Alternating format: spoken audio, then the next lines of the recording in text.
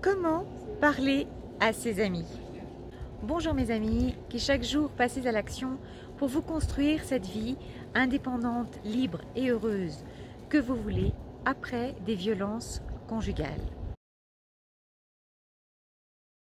Je suis Agnès Dereul, votre experte PNL en libération des violences conjugales et familiales et en maîtrise du stress des procédures judiciaires qui sont liées. Je vous accompagne en lien avec les professionnels du droit pour faire de cette épreuve que vous traversez une force pour votre avenir et que vous en ressortiez gagnante. Je vous invite tout d'abord à vous abonner à la chaîne et à cliquer sur l'onglet des notifications pour faire pleinement partie de cette communauté très solidaire. Car je vous accompagne à travers ces vidéos, des ateliers en petits groupes et un accompagnement coaching personnalisé sur votre situation particulière si vous le souhaitez, pour mettre en place la stratégie qui va vous permettre de construire votre nouvel avenir. Aujourd'hui, nous nous demandons comment parler à des amis de la situation qu'on vit.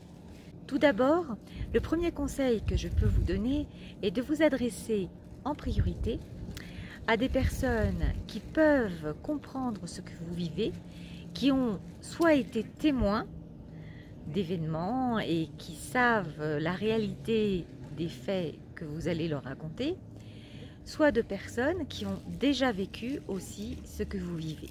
Car la violence conjugale et familiale est très répandue. Vous pouvez commencer déjà par discuter du sujet avec vos amis et voir comment est-ce qu'ils réagissent indépendamment de toute situation vous concernant. Cela vous permettra de bien choisir vos interlocuteurs.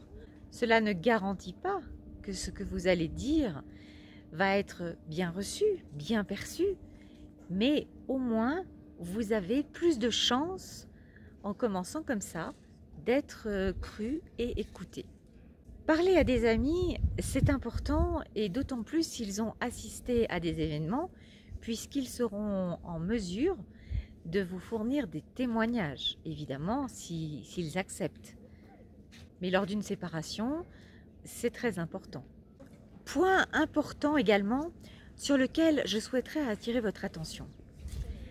Avant de parler et de demander de l'aide, éventuellement, par exemple pour retrouver un logement, pour changer de travail, pour être accompagné dans vos démarches, pour porter plainte, pour vous accompagner auprès d'un avocat, prenez bien la décision d'aller jusqu'au bout. En effet, ce sera très difficile pour vos amis de vous suivre si ils vous sentent hésitant et si vous changez d'avis, c'est-à-dire « Ah, je vais lui laisser une seconde chance, je vais tenter, il m'a fait des excuses, il m'a promis que… » Cela ne vous empêche pas de partir, même si vous avez l'espoir que ça peut s'arranger. Si ça devait s'arranger, c'est-à-dire que vraiment il y avait une thérapie qui était faite, un accompagnement, des actions vraiment concrètes, vous serez toujours à temps d'aviser. Mais une fois que vous avez pris la décision de partir, allez-y. Et donc, quand vous en parlez à vos amis, pour que leur aide soit efficace et aussi par respect pour eux, tenez-vous à votre ligne de conduite. Je suis là pour répondre à toutes vos questions dans les commentaires plus bas. Vous avez également toutes mes coordonnées pour me joindre si vous voulez discuter de votre situation particulière ou participer à un atelier en petit groupe. D'ici là, je vous souhaite une bonne journée. Prenez bien soin de vous. Je vous embrasse et à bientôt.